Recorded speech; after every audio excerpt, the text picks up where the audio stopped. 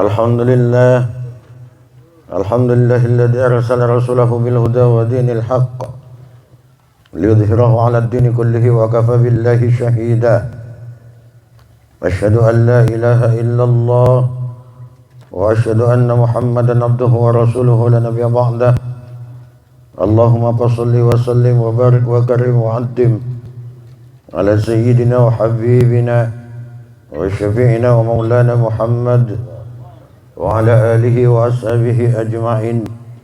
Amma ba'du, yang kami muliakan Kiai Haji Muslim Alim, pimpinan segenap pengurus dan jamaah Majelis Khatmil Quran Al-Mubarakah. Puji syukur kehadirat Allah Subhanahu wa taala pada malam hari ini kita kembali dapat dikumpulkan oleh Allah di satu majelis mulia ini. Mudah-mudahan tentunya kehadiran kita semua pada malam hari ini diberi pahala oleh Allah Subhanahu wa taala. Amin ya rabbal alamin. Salawat dan salam semoga terlimpah curahkan terhadap junjungan kita Nabi besar Nabi agung Muhammad Rasulullah sallallahu alaihi wasallam. Hadirin yang dimuliakan Allah Subhanahu wa taala, dari bermiliar-miliar manusia yang ada di muka bumi ini, semuanya telah dijelaskan oleh Al-Quran bahwa semuanya adalah anak cucu Adam. Dari Adam dan Hawa, kemudian manusia berkembang dan menempati di setiap penjuru dunia. Kemudian diciptakan bersuku-suku dan berbangsa-bangsa. Kemudian Allah Subhanahu wa ta'ala membagi manusia menjadi 4 tipe golongan besar manusia, sebagaimana yang telah jelaskan oleh Imam Nawawi Al-Bantani di dalam kitab Nasaihul Ibad halaman 15. Beliau mengutip perkataan Syekh Abdul Qadir Al-Jailani bahwa secara garis besar tipe manusia anak cucu Adam ini ada 4 macam. Yang pertama, kata Imam Nawawi Al-Bantani, adalah rajulun la lisana lahu wa la qalba wa huwa al-asil abiyyi. Adalah manusia yang dia tidak punya lisan, dia tidak punya lidah, dan dia juga tidak punya hati. Wa huwal asil abi, berhati-hatilah kepada mereka, karena itulah manusia-manusia yang durhaka kepada Allah Subhanahu wa taala. Apa yang dimaksud dengan tipe pertama ini oleh Syekh An-Nawawi ini? Manusia dianggap tak berlidah dan tidak berhati adalah manusia yang tidak pernah mau menggunakan lidah yang diberikan Allah, yang tidak pernah mau menggunakan hati yang dititipkan Allah untuk ke jalan-jalan kebaikan. Justru sebaliknya, diberi lisan yang fasih, lisan yang bagus, hati yang baik, tapi justru digunakan kepada hal-hal yang tidak baik, digunakan kepada hal-hal yang dilarang oleh Allah Subhanahu wa ta'ala. Maka orang tersebut, kata Syekh Imam Nawawi Al-Bantani, perumpamaannya adalah seumpama manusia yang tak punya lidah dan tak punya hati. Di mana tempat orang ini? Orang ini adalah orang durhaka, dan nanti tempatnya di neraka Allah Subhanahu wa ta'ala. Na'udzubillah. Yang kedua, kata Syekh Imam Nawawi Al-Bantani, adalah rajulun lahu lisanun bila qalbin. Adalah laki-laki atau manusia yang mempunyai lisan tapi tak punya hati. Fayantiku bil hikmati wa la ya'malu biha, yad'un nasa ila Allah wa huwa yafirru minhu. Adalah orang yang pandai berbicara, pandai mengajak kebaikan kepada orang lain, tapi justru dia sendiri tidak bisa melakukannya. Justru dia sendiri lari dari kebenaran-kebenaran yang disampaikan kepada orang lain dimaksud. Yang kedua ini bisa terjadi kepada seorang kiai, bisa terjadi kepada seorang tokoh, bisa terjadi kepada seorang ustadz, bisa terjadi kepada orang yang disepuhkan. Maka berhati-hatilah setiap orang yang ditokohkan oleh banyak orang, setiap orang yang dijadikan panutan oleh orang lain. Kenapa? Karena seorang tokoh harus bisa memberi contoh kepada rakyatnya, seorang tokoh harus bisa meneladani umatnya. Di dalam Al-Quran surat As-Saff, Allah juga telah menyinggung, kabura maqtan indallahi an taqulu ma la taf'alun. Kebencian yang begitu besar di sisi Allah ketika ada seseorang yang hanya pandai berbicara tapi dia tidak melakukan apa yang ia katakan. Menyuruh orang bersedekah tapi dianya tak mau bersedekah. Menyuruh orang berbuat baik tapi justru dia melakukan kebalikannya. Ini yang dimaksud golongan kedua yang harus diwanti-wanti oleh Asy-Syaikh Imam An-Nawawi. Tipe yang kedua ini harus kamu jauhi. Jangan dekat dengan orang yang seperti ini. Meskipun di dalam kitab lain juga dijelaskan bahwa masih ada baiknya tipe yang kedua ini. Ada orang ngajak kepada kebaikan tapi dia sendiri tidak bisa melakukan kebaikan yang ia lakukan. Kata ulama, itu adalah manusia yang ghairu soleh yada'us soleh.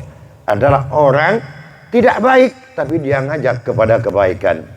Meskipun ia sendiri tak melakukan, bisa jadi dengan ucapan baiknya orang lain justru yang melakukannya, dan itu juga menjadi amal baginya. Jadi ada dua versi oleh ulama dijelaskan di dalam kitab itu. Ini yang saya sampaikan adalah apa yang disampaikan oleh Syekh Abdul Qadir Jailani yang dikutip oleh Imam An-Nawawi. Itu tipe yang kedua.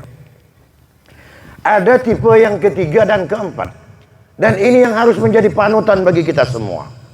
Siapa tipe yang ketiga? Kata Syekh Nawawi, rajulun lahu qalbun bila lisanin. Ada orang itu yang punya hati tapi tak punya lidah. Wa huwa mu'minun. Itulah yang disebut orang yang beriman. Satarahullahu ta'ala an khalqihi. Dia ditutup oleh Allah dari makhluknya. Bahkan makhluknya tidak tahu bahwa itu adalah kekasih Allah. Bahkan manusia tidak paham bahwa itu adalah kekasih Allah subhanahu wa ta'ala. Siapa? Dialah para wali-wali Allah subhanahu wa ta'ala. Wali Allah itu tak banyak bicara. Bahkan dia tidak pandai berpidato, tidak pandai berceramah, tapi hatinya langsung sampai kepada Allah subhanahu wa ta'ala. Itulah wali-wali Allah. Contoh seperti para ulama salafun sholihin, seperti Kiai Haji Abdul Hamid Pasuruan. Itu dalam menakibnya sejarah beliau ketika masih hidup. Makanya karena dia tidak bisa berceramah, di majelisnya paling-paling dia memimpin wiritan saja, memimpin selawatan saja.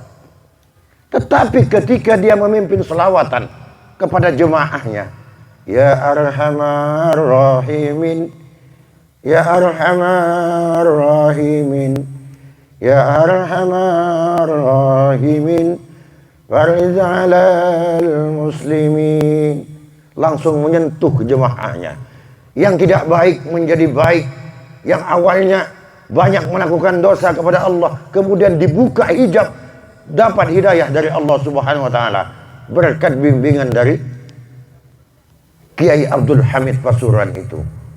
Dan ketika beliau wafat, baru makhluk tahu sesungguhnya beliau adalah wali Allah subhanahu wa ta'ala. Inilah bedanya orang wali dengan orang biasa seperti kita. Kalau kita melakukan kebaikan, ingin selalu dilihat orang. Bersedekah pengen dilihat orang, dibanggakan di hadapan orang. ketika melakukan kebaikan, begitu juga pengen dilihat orang. Punya ilmu sedikit saja, pengen cepat-cepat ditunjukkan kepada orang lain, agar orang lain mengatakan, oh itu orang pintar, oh itu orang hebat.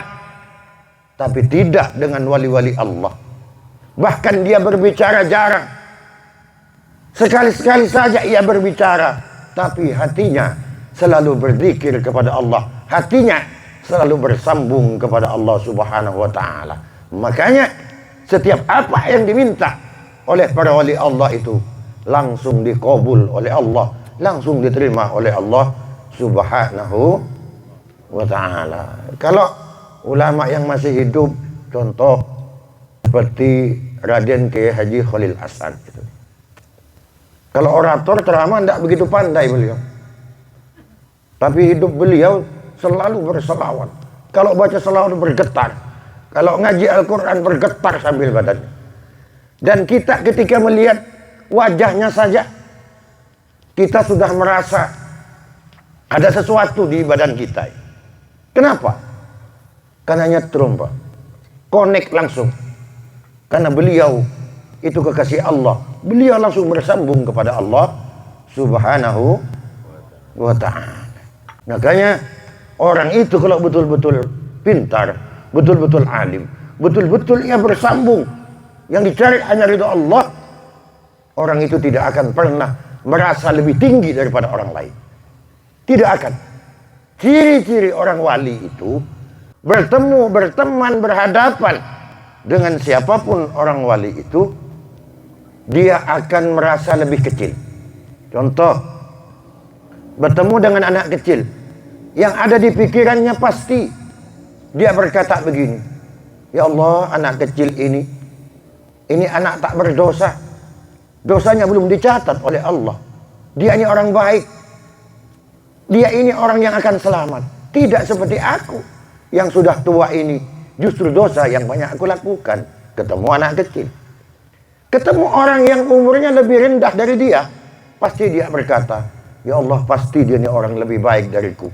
Aku lebih buruk dari ini, karena aku hidup lebih lama di dunia, sedangkan dosa yang aku lakukan lebih banyak. Dia lebih sedikit melakukan dosa, karena umurnya lebih sedikit daripada aku. Ketemu dengan orang yang lebih tua dari dia, pasti hatinya berkata, ya Allah, ini orang pasti lebih baik dari aku. Umurnya lebih tinggi, lebih sepuh dari aku. Berarti ibadahnya lebih banyak daripada aku. Sedangkan aku lebih muda, pasti ibadahku lebih sedikit darinya. Itu ciri-ciri orang yang tawadhu, ciri-ciri orang yang dianggap wali oleh Allah Subhanahu wa ta'ala. Mun kita kan cuman wali murid. Ada wali itu wali mastur namanya, Pak. Ini contohnya, yang ini yang saya jelaskan. Yang disebut wali mastur itu wali yang tidak ditampakkan oleh Allah kepada manusia, tapi terkenal di langit. Contoh seperti dulu di zaman sahabat yang bernama Uwais Al-Qarni. Uwais Al-Qarni ini itu hidup di zaman Rasulullah, tapi tak pernah ketemu Rasulullah, meskipun mau ketemu dengan Rasulullah. Yang menggendong ibunya sampai ke Mekah, pulang lagi, itu Uwais Al-Qarni. Saking tawaduknya kepada ibunya. Apa ketika meninggal, seluruh malaikat turun dari langit, padahal ia dianggap orang biasa. Maka jangan pernah meremehkan siapapun dan dimanapun. Jangan mentang-mentang kita ustadz, jadi tokoh di kampung, jadi kiai. Jangan pernah meremehkan siapapun, Pak. Pesan saya kepada jemaah Al-Mubarakah ini, terutama kepada diri saya sendiri, jangan pernah meremehkan siapapun, dan jangan pernah memilih teman. Jangan mentang-mentang Anda kiai, tak mau tak berkawan dengan kiai. Jangan mentang-mentang Anda ustadz, kemudian tak mau bergaul dengan orang kecil. Jangan. Apalagi kita menyakiti dengan lidah kita. Ketika Anda tokoh, ustadz, kiai, jaga lidahmu, biar menjadi contoh bagi umatnya. Jangan mudah menyakiti hati umatnya. Kami yang di atas ini belum ada jaminan lebih mulia daripada Anda yang di bawah. Anda yang di bawah juga belum bisa dipastikan bahwa Anda lebih hina daripada yang di atas ini. Karena yang tahu siapa yang mulia dan tidak itu hanya Allah Subhanahu wa ta'ala. Tadi contoh yang kedua tadi, orang ceramah pandai, ilmu mungkin banyak, yang dianggap tidak punya hati oleh Allah, justru itu harus dihindari. Tak ada harganya. Sealim apapun manusia, ketika tak punya akhlak, maka manusia itu tidak ada artinya di sisi Allah Subhanahu wa ta'ala. Dan yang keempat, yang terakhir, ini yang harus dicari juga. Ketiga dan keempat ini kita harus, kalau bisa harus seperti itu, kata Imam Nawawi. Kalau tidak bisa seperti itu, paling tidak kamu harus cinta kepada golongan yang ketiga dan keempat ini. Ketiga tadi udah, nah ini yang keempat, rajulun ta'allama wa 'allama wa 'amila bi ilmihi. Ada orang yang dia suka belajar, entah belajar sekolah, atau dia mondok, atau di majelis taklim. Sampai dah tua-tua tak mungkin mondok. Udahlah tak bisa mondok, paling tidak ke majelis ikut. Ada majelisan begini ikut. Ada zikir, ada fikir di Al-Mubarakain. Dari tadi kita zikir, khutbah Quran, membaca Al-Quran. Ada wiritannya. Setelah itu ada fikir, ada penambahan ilmu ke otak kita. Ini yang dimaksud, yang disebut rajulun ta'allama wa 'allama. Setelah dia belajar wa 'allama, dan kemudian dia mengajarkan ilmu yang didapat itu kepada orang lain. Wa 'amila bi ilmihi. Tidak cukup diajarkan, tapi dia juga mengamalkan ilmu yang telah didapat itu. Siapa orang ini yang dimaksud? Wa huwal 'alimu billah. Yaitu orang yang alim. Orang yang dianggap alim oleh Allah Subhanahu wa ta'ala. Maka orang yang seperti ini, istauda'allahu qalbahu ghara'iba ilmihi. Allah akan menitipkan berbagai macam-macam ilmu kepadanya. Wa sharaha sadrahu, dan Allah akan lapangkan dadanya. Jadi orang yang alim itu, yang mau belajar, mengajarkan ilmunya, kemudian mengamalkannya, jangan khawatir Pak. Dari jam ke hari, hari ke bulan, bulan ke tahun, tidak akan makin bodoh orang itu. Pasti makin alim. Kenapa? Makin didatangkan oleh Allah ilmu ke dadanya itu. Makin dibuat alim. Inilah orang yang termasuk harus diikuti, kata Imam Nawawi Al-Bantani. Ini yang harus dicontoh. Makanya ulama itu, al-ulama warasatul anbiya. Yang disebut ulama itu adalah pewaris para nabi. Kata ulama di dalam kitab yang lain, ulama ini ada 4. Ada macam-macam ulama. Yang pertama itu al-ulama lil khitabah. Ulama yang orator.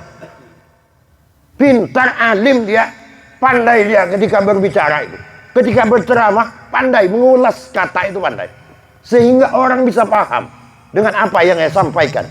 Itu al-ulama lil khitabah. Ada yang kedua itu al-ulama lit tabib. Ulama tak ngerti dia kalau ceramah itu tak bisa. Tak bisa ya jadi orator itu. Tapi pandainya dia itu apa? Nolong orang. Ngasih air tawar. Orang sakit diobatin, alhamdulillah sembuh, disembuhkan Allah berkatnya. Berkat syarat yang diberikan oleh dia itu, entah dari air, dari apa, kemudian Allah sembuhkan. Itu namanya al-ulama lit tabib.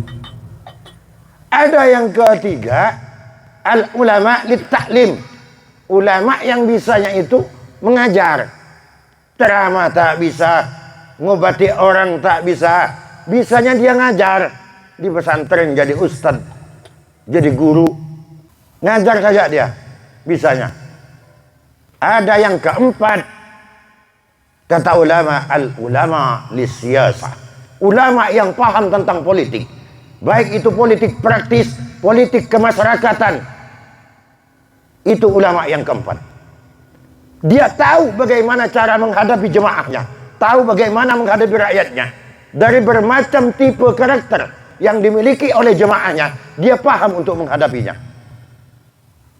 Ada jemaahnya, masyarakatnya yang berkelahi misalnya, berselisih, dia hadir mendamaikan dari dua yang berselisih itu. Itu namanya ulama lisiyasah, ulama yang paham tentang strategi, ulama yang paham tentang politik. Ada juga seorang ulama, dia yang aktif di dalam politik praktis yang berhubungan dengan kekuasaan. Kenapa? Karena ulama itu diperintahkan juga oleh agama. Dia tidak boleh tinggal diam ketika mengurus negara. Maka seorang ulama itu harus terlibat. Kenapa? Islam tidak hanya mengatur tentang negara, tentang agama, tentang bermasyarakat, bahkan masuk WC saja. Islam itu mengajarkan kepada kita, mengatur kepada kita bagaimana masuk dan keluar WC yang baik, apalagi mengatur negara ini. Maka ulama lisiyasah itu termasuk juga ulama panutan yang harus kita ikuti. Itu kata ulama seperti itu. Ada ulama itu pandai semuanya. Ceramah dia pandai, nolong orang, ngasih tawar pada orang bisa, meruqyah orang bisa, mengajar di pesantren, ngajar kitab kuning ke santrinya bisa, di politik juga dia bisa. Itu namanya ulama yang lengkap, yang kamil, polivalen, kalau kata ulama itu. Jadi jangan salah kaprah. Jadi seorang tokoh, seorang pimpinan, seorang kiai, seorang syekh, ketika dia terjun kemana, kadang ada masyarakat yang tidak nyampai ilmunya, kemudian dia menilai tidak baik. Ingat, kita menilai, mendikte orang itu berdasarkan ilmu pengetahuan yang kita miliki. Bisa jadi apa yang kita nilai itu salah. Kenapa? Karena kita menilai dengan pengetahuan yang terbatas itu. Sementara yang kita nilai keilmuannya lebih tinggi daripada kita. Jadi itu Pak, jemaah sekalian, jemaah al-mubarakah, sebagai pandangan bagi kita semua, mudah-mudahan menjadi tambahan ilmu bagi kita semua dan bisa mengamalkan serta bisa kita manfaatkan.